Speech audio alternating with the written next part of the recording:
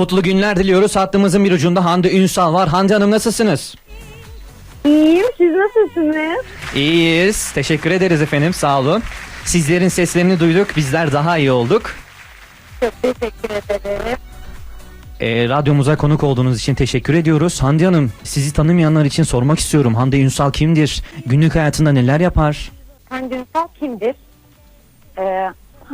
Hande Ünsal, konuşamadım. 26 yaşında tatlı bir kızdır. Söz yazar, beste yapar, şarkı söyler.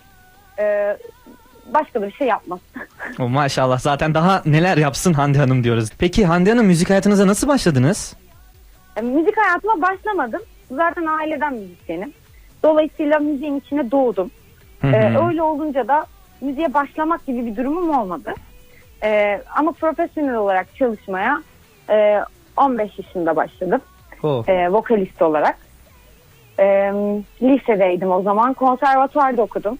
İstanbul Teknik Üniversitesi. Lise ve üniversitede. Bir sürü çok güzel isimle çalıştım.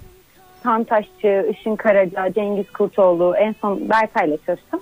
Daha sonra da 2016'da ilk single'ımı çıkarttım. O zamandan bu yana da sizlerleyim. Gerçekten dolu dolu bir geçmişiniz var aslında baktığımızda. Yani bilmeyenler belki olabilir. Yani işin mutfağından çıkmanız bence en önemli kısımlardan biri konservatuar. Ve çalıştığınız sanatçılar da gerçekten kaliteli insanlar. Tebrik ediyoruz sizi bu özverinizden dolayı. Dilerseniz biraz da Seni Sever Miydim single'ınızdan bahsedelim. Evet, oyna çıkmadan bir hafta önce Seni Sever Miydim'i Sinan'dan aldık diyelim. O zaman onun Demesinler isimli şarkısı çıkmıştı ve benim en yakın arkadaşım Eda Gürbey ile beraber feat yapmışlardı. Sonra beni aradı Sinan, dedi ki Demesinleri bana canlı okuyup gönderebilir misin dedi video olarak. Ben de arabada giderken okuyup gönderdim Sinan'a şarkıyı. Sonra beni aradı. Dedi ki kızım sende nasıl bir ses var ya, benim acilen sana şarkı yapmam lazım dedi. Ben de dedim ki herhalde büyük bir gaza geldi şu anda. Hani çok yükseldi. Ama böyle hani dönüş olacağını falan hani olur diyordum da hani en az bir 2 ay sonra falan olur diye düşünüyordum. 2 gün sonra Sinan beni aradı ve dedi ki şarkın hazır, gel. Dedim ne diyorsun, nasıl bu kadar hızlı bir şekilde? Mükemmel. Hemen gittim evine, şarkıyı dinledim ve gerçekten şarkıya aşık oldum. Dedim ki sakın kimseyi dinletmiyorsun, bu şarkı benim. Hemen alıyorum dedim. Aldım. Bir hafta sonra Oyna çıktı. Oyna zaten çok güzel gitti. 5 ay boyunca bizi inanılmaz güzel yerlere taşıdı. Bir sürü konsere gittik onun sayesinde. Onun da sözü ve müziği Melda ve bana ait. Böyle sonra da Seni Sever Miydim'in çalışmalarına başladık. 5 ay boyunca Oyna'yı siz Oyna'yı dinlerken biz aslında Seni Sever Miydim'in aranjesiyle, okumasıyla, vokalleriyle, enstrümanlarıyla, mixiyle, masteringiyle, daha bir sürü işte klibiyle, fotoğraf çekimiyle uğraşıyorduk. Nitekim sizlerle sonunda buluşturabildik. Henüz 5 gün oldu şarkımız çıkalı, biliyorsunuz. Evet. Mutluyuz o yüzden. 5 günde de çok güzel yorumlar aldık. Gerçekten çok yüksek rakamlara ulaştık dinleme açısından. Çok mutluyum bu nedenle. Bizler de yani bu heyecanınızı paylaşıyoruz aslında. Hem akustik versiyonu olsun hem orijinal versiyonu olsun. Gerçekten ben çok beğendim. Ayrıca bu konuşmanızdan da bize yansıyor şu an. Enerjiniz şarkılarınıza yansıyor bence.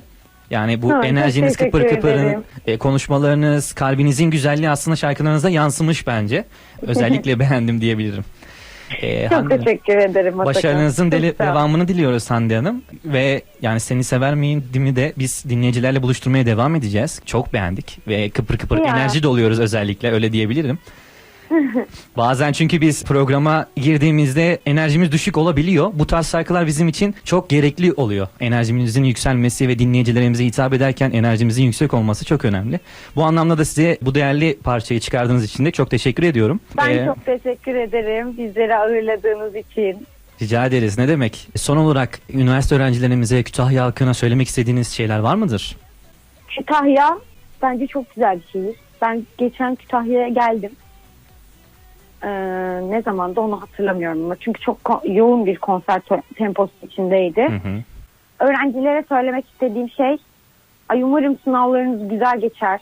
İnşallah. Umarım Teşekkür ederiz. beklediğiniz notları alırsınız. Hatta çok yorulmadan, belki biraz çok çalışmadan yüksek notlar alırsınız inşallah. Herkesin dileği aslında.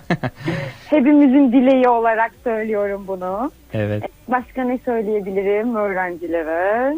Ne bileyim, her şeyi kafaya takmayın arkadaşlar valla. Hayat kısa değil mi? Hayat kısa. Gerçekten çok kısa hayat. Çok böyle dert etmeyin. Aşık olmayın falan diyormuşum değil mi ben? Bu şarkıdan sonra öyle bir şey söylenmez. Değil mi? Çünkü bu şarkıda değil mi? sözlerinden o kadar belli ki ben yolda dinlerken bile bu şarkı yazılırken biri sevilmiş ve ondan Evet. sonra bir yazılmış, yani onu hissettim ben özellikle zaten. Kesinlikle. Umarım hayat sizi hiç üzmez arkadaşlar. Hepinizi çok seviyorum. Zaten Teşekkür ederiz. hepiniz muhtemelen yaşıtımsınız. Hepiniz arkadaşım, akranım olacak yaştasınız. O yüzden kocaman öpüyorum sizi. Teşekkür Her ederiz. şey gönlünüzce olsun. Çok sağ olun Hande Hanım. Konuk olduğunuz, bizlere değerli vaktinizi ayırdığınız için çok teşekkür ediyoruz.